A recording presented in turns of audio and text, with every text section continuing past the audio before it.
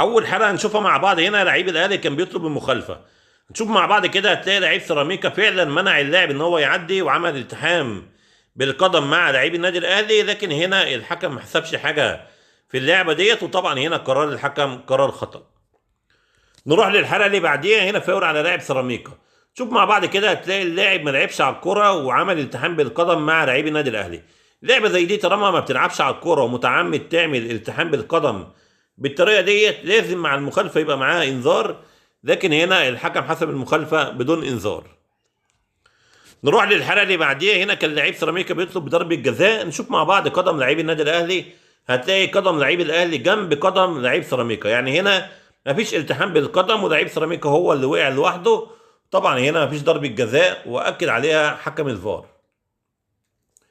نروح للحلقه اللي بعديها، هنا فاول على لاعب الاهلي. هنشوف مع بعض، هتلاقي لعيب الاهلي دايس بالقدم على قدم لعيب سيراميكا، وهنا الحكم حسب المخالفه وادى اللاعب انذار، وطبعا قرار الحكم قرار صحيح.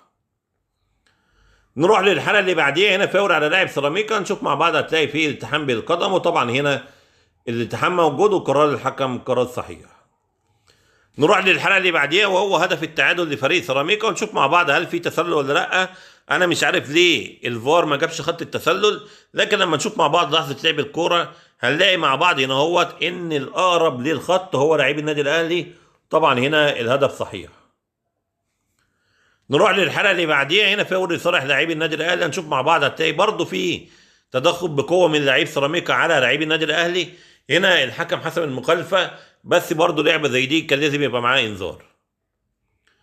نروح للحلقه اللي بعديها، هنا في تدخل بقوه من لعيب الاهلي على لعيب سيراميكا، وهنا الحكم حسب المخالفه وادى اللاعب انذار، وقرار الحكم قرار صحيح.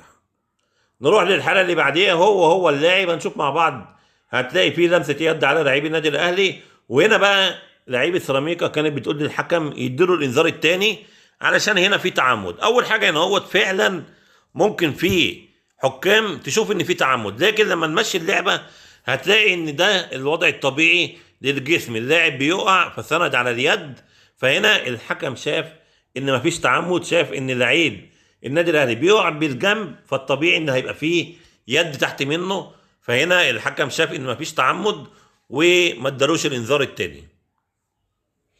دي كانت اهم الحالات التحكيميه في مباراه النادي الاهلي وسيراميك كليوباترا.